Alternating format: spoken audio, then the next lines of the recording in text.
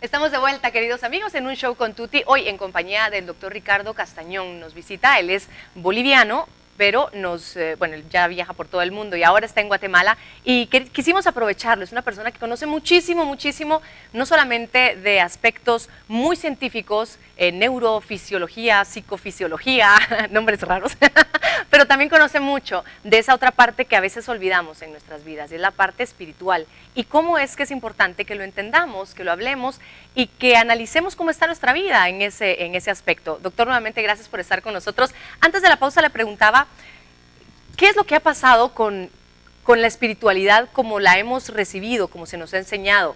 Pareciera como que a veces nos encasillan la espiritualidad, que no dejan que vuele a su 100%, por lo tanto no nos permite experimentar nuestro potencial. ¿Es así, no es así, doctor? ¿Cómo deberíamos aproximarnos a esto?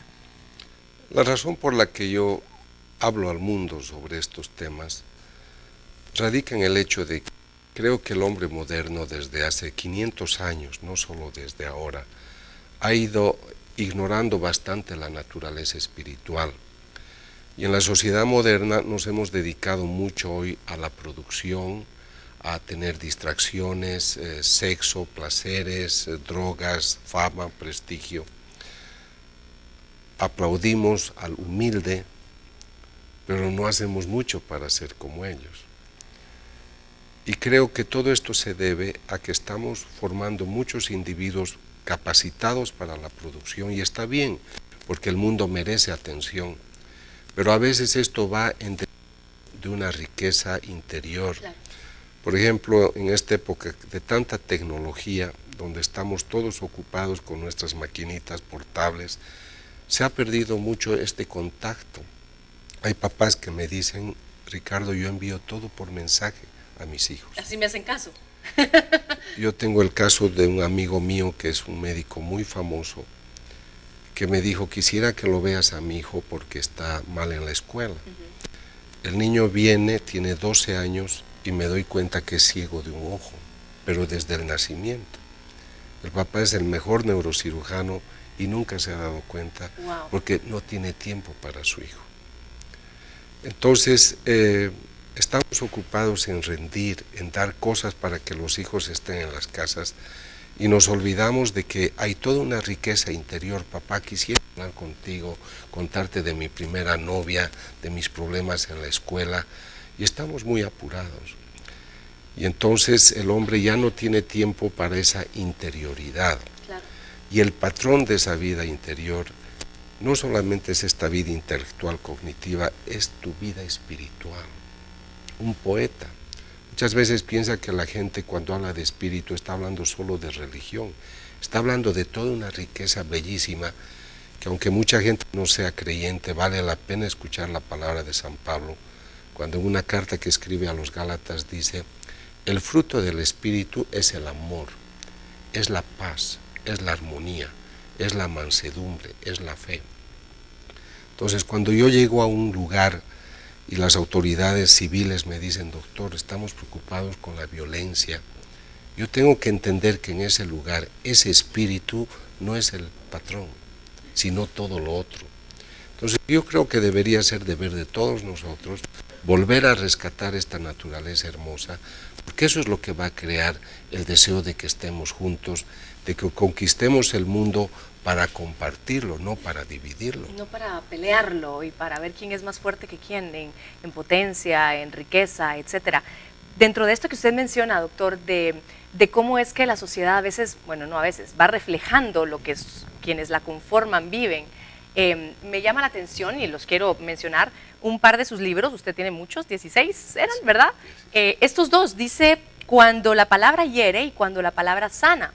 Y me encantaría que platicáramos un poquito de esto, doctor, porque yo creo que estamos tan mal acostumbrados en el mundo, en nuestras sociedades, a querer imponernos nada más, en lugar de acercarnos desde el espíritu a la otra persona como iguales, que creo yo que somos. ¿Cómo es que las palabras tienen este impacto? en nosotros mismos, hacia nosotros mismos, con lo que nos decimos hacia nuestros hijos, hacia nuestros compañeros de trabajo, hacia nuestra sociedad. Si yo estoy todo el tiempo diciendo es que es una barbaridad lo que pasa en Guatemala, solo en Guatemala pasan estas cosas, es una lata, porque así lo decimos, la violencia, esas son palabras que de alguna manera están hiriendo al resto de mi Guatemala. ¿Funciona así, doctor? ¿Cómo funciona esto de la palabra? Todos nosotros sabemos que una palabra nos puede alegrar, entusiasmar o nos puede herir y ofender. Yo empecé a trabajar en el estudio bioquímico, en el impacto neuropsicofisiológico de la palabra en el cerebro, hace muchos años, porque yo veía que la palabra que hería no era una palabra que yo podía olvidar al día siguiente, sino que se enraizaba, y tenía pacientes que tenían 44 años de edad, trabajaba en esa época en Alemania como director de una clínica para enfermos mentales, y ellos decían, es que esto me dijo mi madre, tú no sirves para nada. Y mi padre decía, sí, tu mamá tiene razón. Eran ingenieros famosos en sus empresas, pero cuando tenían que decidir algo, venía a la mente, tú no puedes, tú no vas a llegar a nada, haciendo de ellos después unos hombres inseguros a pesar de su capacidad. Entonces trabajé 17 años para demostrar químicamente qué pasaba en el cerebro. Es muy importante que la gente comprenda que cuando nosotros articulamos palabras, la palabra se convierte en un estímulo físico, es una onda sonora, y cuando entra al oído medio se convierte en una onda mecánica que crea un cambio físico en el cerebro. Pero cuando ya estudiamos las neuronas, las células del cerebro, una neurona, bueno, miles de neuronas reciben la información y van creando una raíz. Como conexiones. Es una conexión que nosotros llamamos grafo, huella neural. En griego la palabra huella es que señala un carácter, un camino, una vía. Entonces, esa huella es un grafo, es un chip. Hablamos todos de chip, aquí está toda mi memoria. Es una memoria que determina los modelos de comportamiento. Entonces, ese niño que ha sido, mi hijo puede, mi hijo es amado, es el tesoro de nuestra familia, la mujer que se siente segura de su esposo y el esposo igual, son personas que tienen huellas muy distintas a una persona que ha vivido en un ambiente adverso. Entonces me tomó tantos años hacer un libro dedicado a la palabra que hiere, justo para que la gente antes de hablar piense en lo que quiere lograr, en las consecuencias. ¿Cómo un hombre le va a decir a la mujer, ¿por qué me he casado contigo si tu hermanita era mejor que tú? Después él sonríe y dice, es una broma. Pero ya lo dijo. Y la mujer ya no se olvida. Y ya no oyó la segunda parte seguramente, se quedó con la primera grabada. Porque además la conducta, ella ya va analizando desde su punto de vista. El marido le puede traer un perfume, ella lo acepta y dice, pero este es el más barato. O sea, ya no se gratifica porque el hombre ha debilitado su punto de vista. Ahora obviamente hay gente que se puede defender y puede decir esto no me tiene que impactar, pero un niño es víctima de todo lo que quieran hacer sus papás y sus educadores. Entonces por eso yo creo primero que ha sido un gran aporte, es un libro que tiene muchas ediciones, porque creo que ha ayudado a que la gente tome conciencia y medite. Y en el libro Cuando la palabra sana, que ya solo me tomó 7 años de estudio, me propongo un término que es la eufonía. El prefijo griego eu designa lo positivo y lo bueno, y todos nosotros tenemos una palabra para designar cualquier acontecimiento, objeto o experiencia. La eufonía te propone que si hay una palabra para decir todo, busques la palabra armónica, la palabra sana, la palabra que equilibra, la palabra sabia. Y le diré que esto ha creado una buena revolución en educadores, un médico que trata a su paciente de manera acogedora, claro, ya ganó la mitad de la terapia. Ya curó la mitad de lo que tenía que ser. Una opinión Claro. de ustedes a través de los medios que enfatiza también lo bueno, va a crear una psicología mucho más positiva. Antes de irnos a la pausa comercial, que será como en un minuto más o menos, ¿se puede revertir esas conexiones que usted hablaba, doctor? Es decir, si un niño creció de esa manera, hoy los padres estamos viendo, muchos estoy segura, y decimos, La verdad es que sí, a veces le digo que qué desordenado es, que qué malo, que ya no lo quiero. Usamos eso a veces porque así nos educaron a nosotros. Y a veces inconscientemente vamos repitiendo esos mismos patrones sin saber el daño que también vamos causando en ellos. ¿Se puede revertir eso, doctor? Afortunadamente hoy tenemos sistemas, los que a mí me sirven se llaman tomografías a positrón. Son sistemas que, introduciendo una sustancia radioactiva en la circulación sanguínea, podemos crear un contraste en el cerebro y ver qué zona del cerebro trabaja cuando hacemos o decimos algo.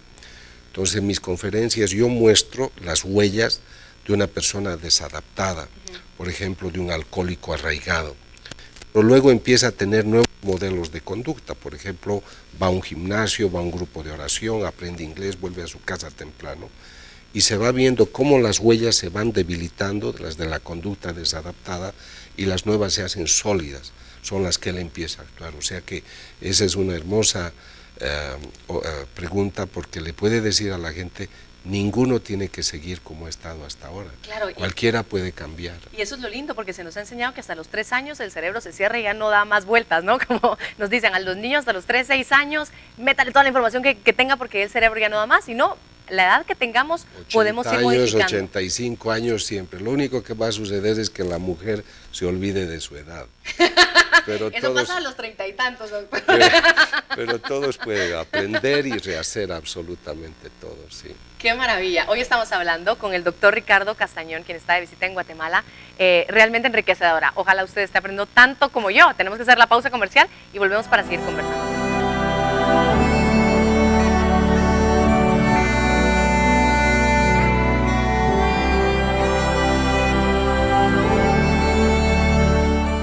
Al volver, puedo ser fuerte o débil y voy a sobrevivir, pero si mi equilibrio emocional no funciona, yo voy a ser infeliz y voy a ser infeliz a otras personas.